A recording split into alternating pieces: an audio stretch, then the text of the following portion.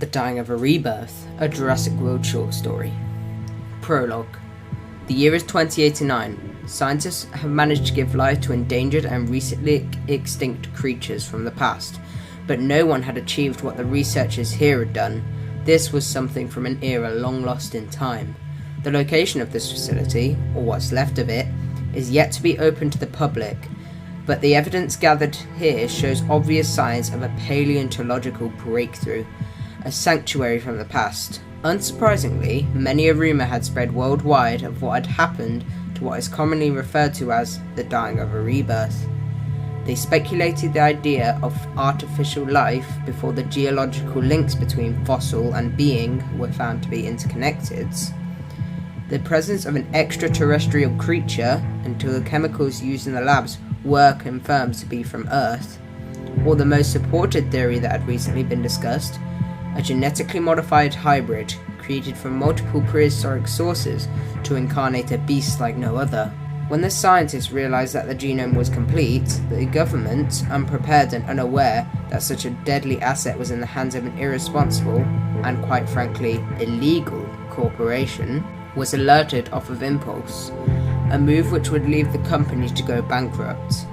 A genetic Armageddon had begun. Chapter 1. The incident. During a blizzard, the facility is most vulnerable to an emergency, whether that be from a destroyed building, malfunctioning gate, or a living experiment. So, when a storm hit in the midsummer, you can guess everyone was unprepared for such a rare occurrence. Scientists parted all around the buildings in an attempt to keep the main asset under containment, which, in no time, would prove unsuccessful. This is a mistake that would go on to be one of the most catastrophic events in history.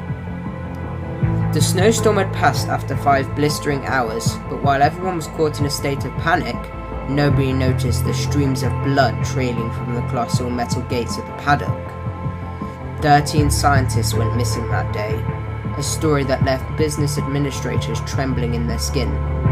Examiners were sent to the area, but were not told what was being held in the compound.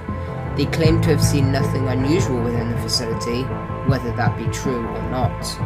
A breach in containment was not uncommon in zoos without the budget for proper animal welfare, but if the corporation has the money to bring prehistoric animals back from extinction, an idea previously rendered impossible, they have the money to look after that animal in the process. It wasn't long before the government officials started to get suspicious about the actions that were taking place in this unknown facility, to the point where a surprising number of pilots were willing to fly out amongst the mountains in search of where this all takes place. It was later confirmed that examiners were extorted to keep silent about an important asset being kept in the paddock, but the merger mystery wasn't over yet. Chapter 2. The Unknown Reports. Though not that much information was reported, a couple of examiners managed to file a few reports from some unidentified biologists, but one stood out. Here's what he had to say. The paper reads, "It was 7:30 p.m. when the storm hit. Waves of scientists, mechanics, you name it, all spread like wildfire around the facility, while deafening sirens echoed around the buildings. One step outside and all you could see was mist engulfing you. People were yelling and escaping to the helicopters, all with one thing on their mind: evacuating.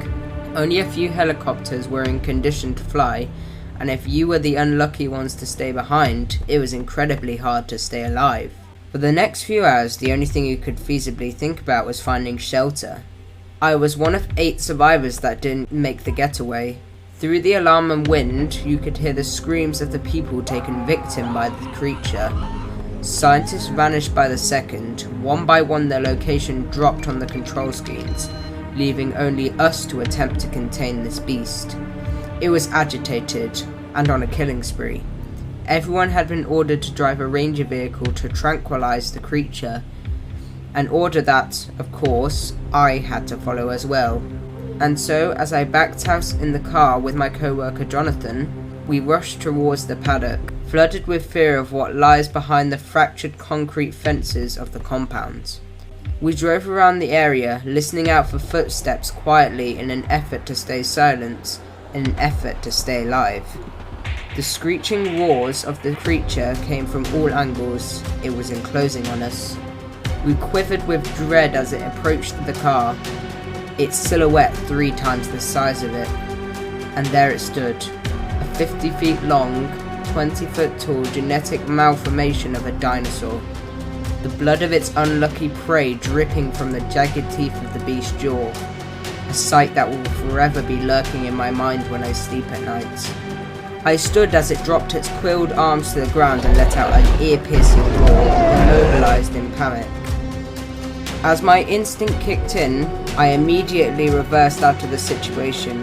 The creature sprinted inches behind, the 2-foot deep snow reducing our speed as we tried to make an exit before it was too late.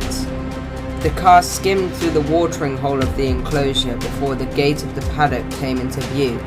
I pressed the accelerator as hard as I could conceivably manage, and, with only a few feet to spare, we broke free of the creature. Me and John both cried in success. We made it! Behind us we could hear the sounds of the beast roaring as it pounded its 16-pound body against the paddock entrance. We made a lucky escape, but others weren't so fortunate, and many people died. Chapter 3: The Aftermath. 1 month after the incident at the facility, a £230 million lawsuit had been filed in favour of all of the people killed and injured at the time, as well as complete abandonment of the corporation. Back at the compound, over £500 million in property damage was caused. Buildings and vehicles were demolished by the storm, and more importantly, the creature is yet to be contained by the government, as the genetic company that created it no longer exists. The creature is out there.